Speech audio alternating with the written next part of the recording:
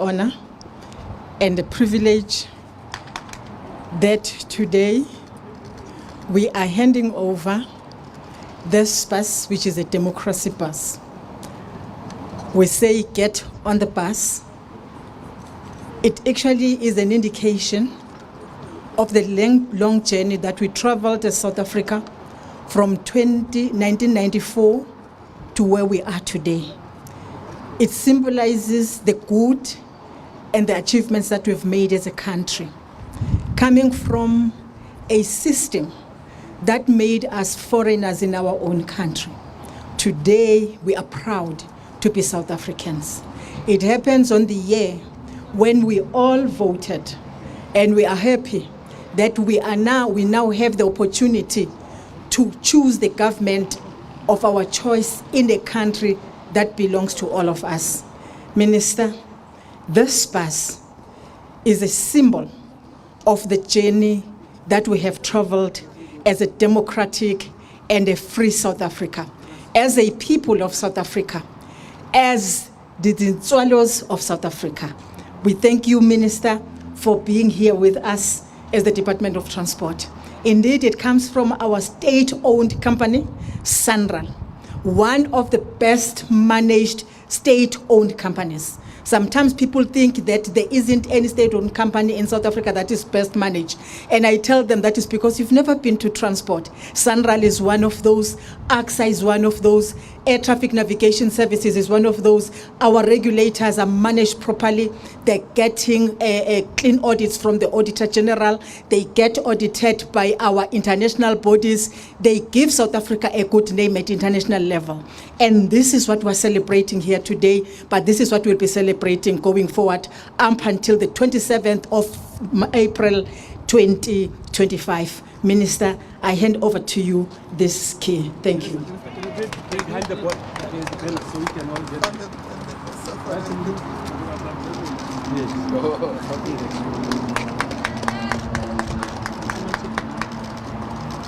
Sorry, Minister, can I help you?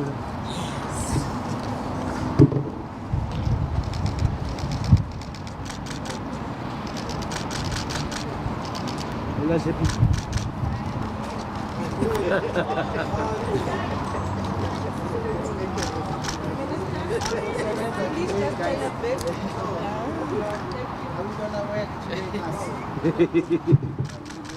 Yes.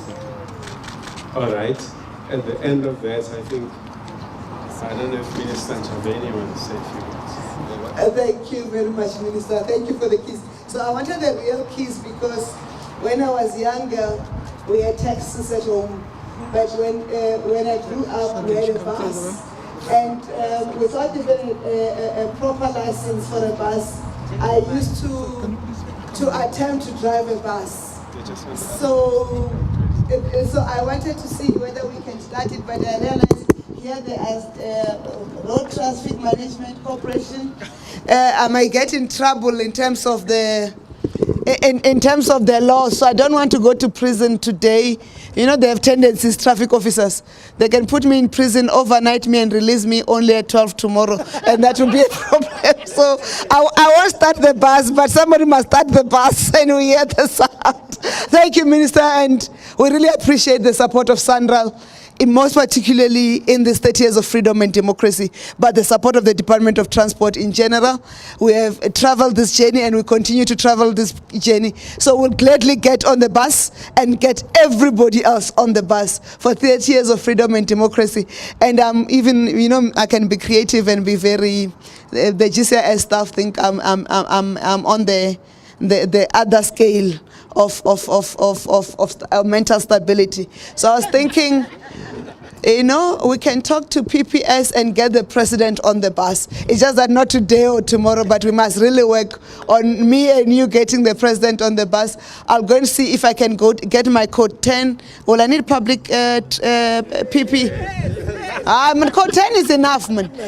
Okay, I'll work on the public transport driver's license as well, and the PDF one.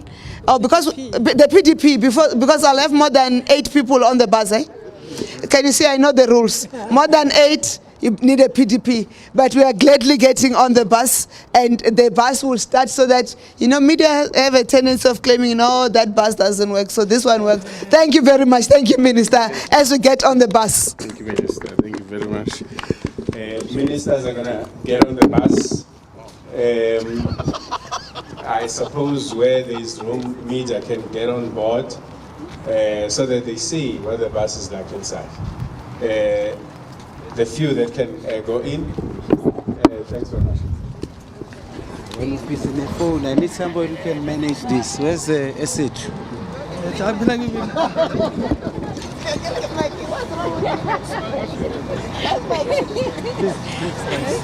We don't want to crowd the bus. Get on the bus. Thanks, man. Yes.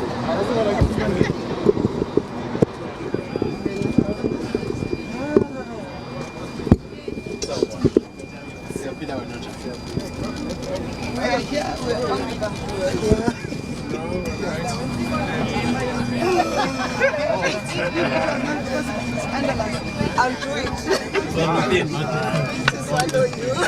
No, actually this ones are much nicer. The ones we used to drive were even worse. So inside the depot you will drive. Okay. Understood you. I'm from the transport sector myself. It's good buses. Whoever wants. My grandmother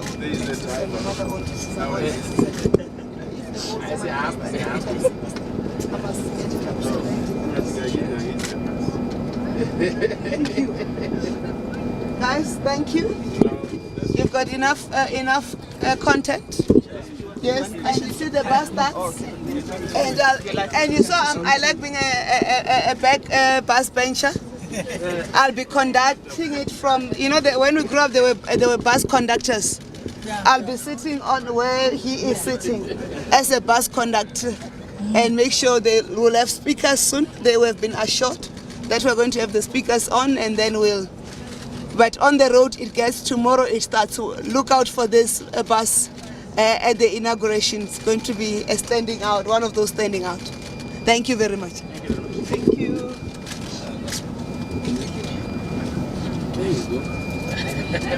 Got your content.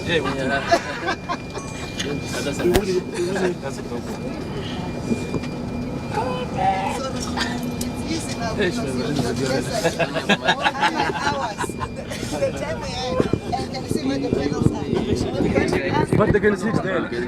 Oh, yes. Hit the bus at the back. I'm sending it there. This one's the one them there. No, that guy maybe was. Is he not sharing that guy? All that I'm sending them here. Yeah. Irish is also, Minister also here. Like a stick, yes. So we were there, attending this thing, yes. And this was not power steering. And this one is power steering. And the controls are here. So we drove different one. When it was, and then Basaf came with by time, because this is a Makopolo. So we had Basaf, which was slightly better. And here you also do buttons for other things. Then our first manual. I'm looking forward to a bus driving by Minister. I'll be arrested. I'm sticking to the depots. I'll increase my insurance.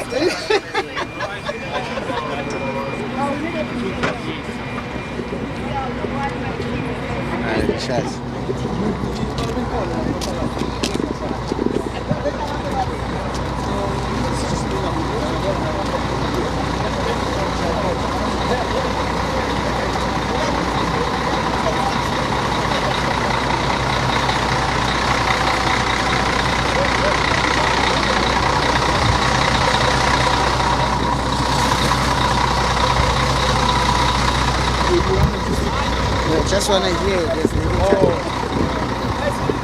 And South Africa's flag. Yes. You can take a picture here, man. Let's take a picture here. Yes. They want us to go both sides of the city. No, that's fine. Yes, yes, that's fine. But the key is mine. What? Yeah, one-on-one.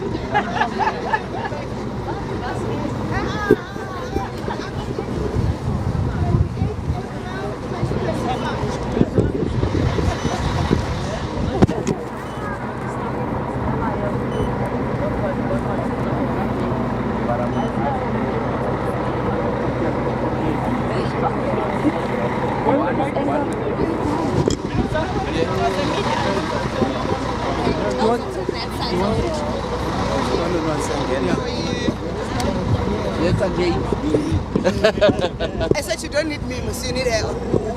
Ideally, we should get you, Minister, also. One question for you. Okay, who are you starting with, me or her? Or me? Or start with me so that I can. You can dash. Yes. Are you good? All right. Mr. Chavin, thank you for speaking to us. Yes. So with the bus, we mentioned the fact that it will be going to communities, acknowledging the work that the government has done in the past 30 years of democracy. Will it also be going to problematic areas and addressing those issues with the communities? Thank you for that question. We are not going to communities only to celebrate achievements. We are going to communities to make sure that we address their challenges. As the minister was addressing, she indicated that the bus is available to all government departments. As GCIS, our responsibility is to coordinate the use and usage of that bus. That's why it's going to go to everywhere. And that's why we indicated that it's going to be fitted with cameras and the sound system, because we wanted to record those things and get it as feedback, because we don't want to hear it from the media. You know, the opportunity for community engagement and community participation gives us government a direct relationship with the community to say, we've heard you, we've engaged with you. We'll take ministers, we'll take MECs, we'll take premiers, we'll take councillors, we'll take mayors to those communities, and they'll commit to saying when are those issues going to be resolved. That's why when we spoke about the presidential imbizos, the ministerial imbizos, we also spoke about the integrated development plans, consultation meetings and feedback meetings, because this is what this bus is going to help us with, to move people through. But of course, when we are doing that, we'll also showcase what we have achieved. And the major showcase, because this is SANRAL, and you know what the slogan says, building a better South Africa through the road network. And that's what this bus is going to do. And that work of using the road network to travel and to reach out to those communities, far-flung, underdeveloped, and those who are still coming to develop, and those that have been developed, like she said, the streets of Soweto are no longer dusty, they're tarred. So we are going to go to both where there are successes and where there are problems. It's the responsibility of government. And you mentioned that the first time it's going to go to work is tomorrow. We are curious as to how exactly are we expecting to see the bus tomorrow during the inauguration? There are movements that are including movements of people on buses and so forth. So you will see it there, and you'll see. You know, we can't reveal everything. What will be the surprise? So yeah, but it's going to be there. For our viewers. No, it's going to. It's going to be there. You have a sneak peek of how the bus looks like, so the viewers will notice it and pick it up. It stands out as the colors of the flag. It also it's branded appropriately with the logo of the 30th of freedom celebrations in our country. But we look forward to seeing it tomorrow. It's all systems go. We are going to do our final dry runs today, but everything else is going as planned. We have started to receive our international guests for tomorrow. Thank you. Thank you, Minister. Can I leave? Minister? Yes. Bamba. Minister, my question to you is mainly on the roads infrastructure. And I know Minister Chavini mentioned earlier on that, yes, our national roads are looking good, they're looking great, but then on a provincial level and on a more local government level, we are still having areas that are struggling, particularly with maintenance of the roads. So even in Soweto, you mentioned the dusty roads, well, they might be covered, but the maintenance of that is quite a struggle sometimes for the metros. In terms of the national government cooperating with provincial and local governments, what kind of interventions do we have in place to ensure that at least there is some sort of resolution to helping our local governments dealing with deterioration of roads? No, thank you very much. I come from Elukwatini, born at Epangweni. We never had a road. It was something where you'll be driven and therefore that will be the road. We now have roads. And those roads, as you have said, they need to be constructed, they need to be maintained. Both construction and maintenance, it requires funding. And for SANRAL, we don't have a problem because we have got a clear funding for SANRAL from the tolled roads, the 4,000 kilometer road network that is tolled in South Africa, but of course from the Department of Transport, but is also able to go to the market and borrow money. And that is why we have got beautiful national roads. For the provincial roads and municipality roads, they are dependent on the fiscus. No country can afford to have roads that are maintained and constructed out of only the money that they get from the fiscus. We have 16 billion rand, for instance, for this financial year. That 16 billion rand, 3 billion rand is for Welisizwe passes. That already leaves you with about 13 billion rand for the 9 provinces.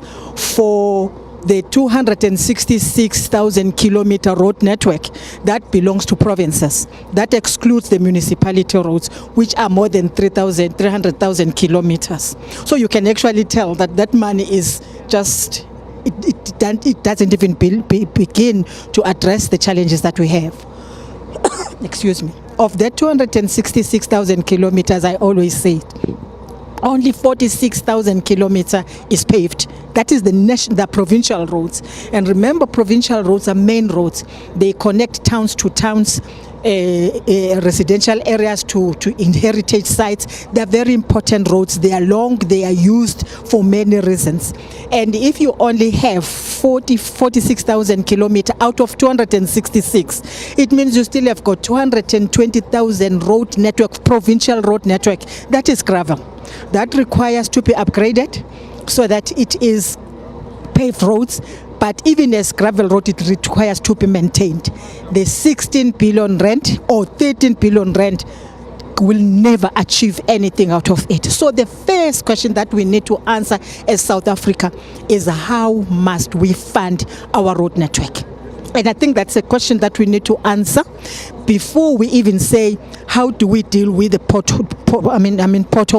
Because how do we maintain? Because there isn't any maintenance of road that can happen without money. So you start with money. People will say paving and so on, but even for paving, you still need budget. And that is the topic that I think we need to put on the table so that all of us as South Africans can agree on the mode of funding of our road infrastructure. One good thing is that our roads are proclaimed. So we know our roads, and that is why we say we're number 11 in terms of the length of our roads in the world. That is why we say we're number 19 in terms of the length of our paved roads in the world. And that is why the country that follows us is Nigeria at number 35, maybe because their roads are not proclaimed. So that is one positive thing that we have in South Africa.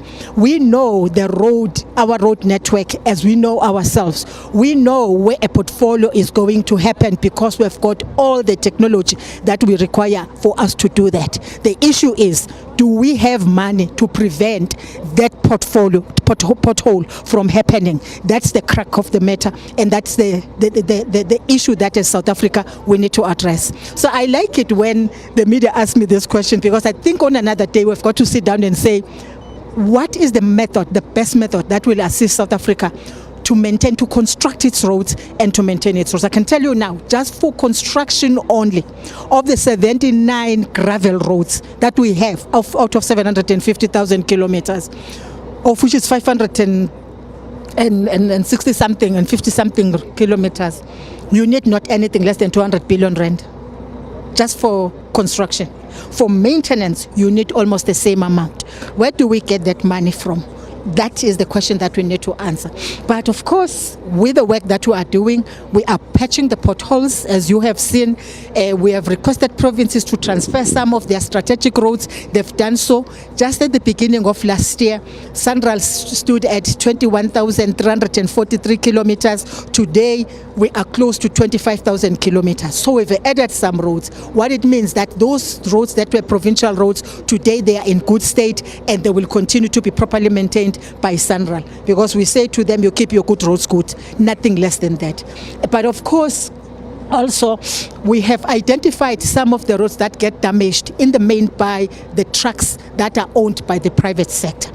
The department will have to continue engaging the private sector so that they can actually take over some of those roads and maintain them.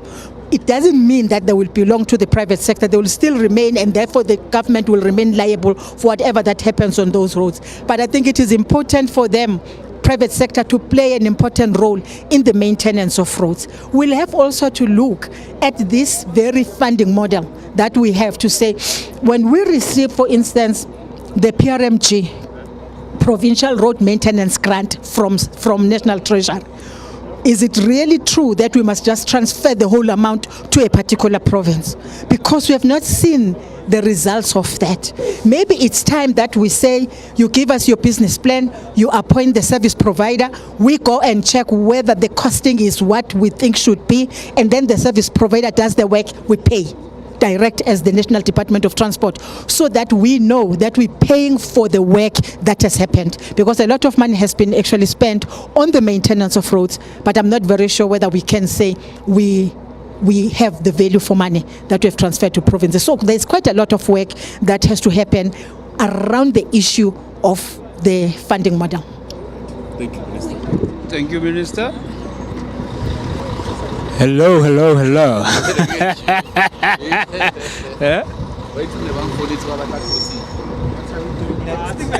I forgot we're on TV.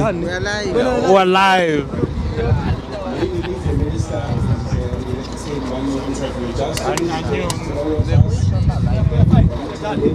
Before we depart inside, there's an arranged snack. Minister Chaveni has had to leave us, but I think Minister Chikuna is here to take one last interview. Thank you very much, everyone, for attending.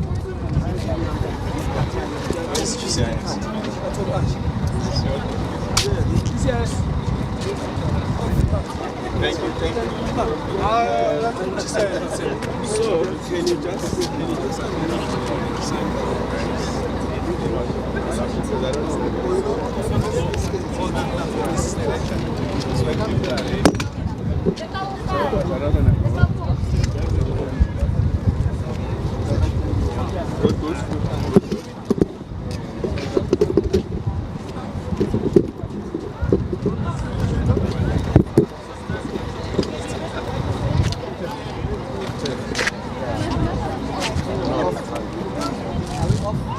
No, ask it. No, sorry, he's dropping.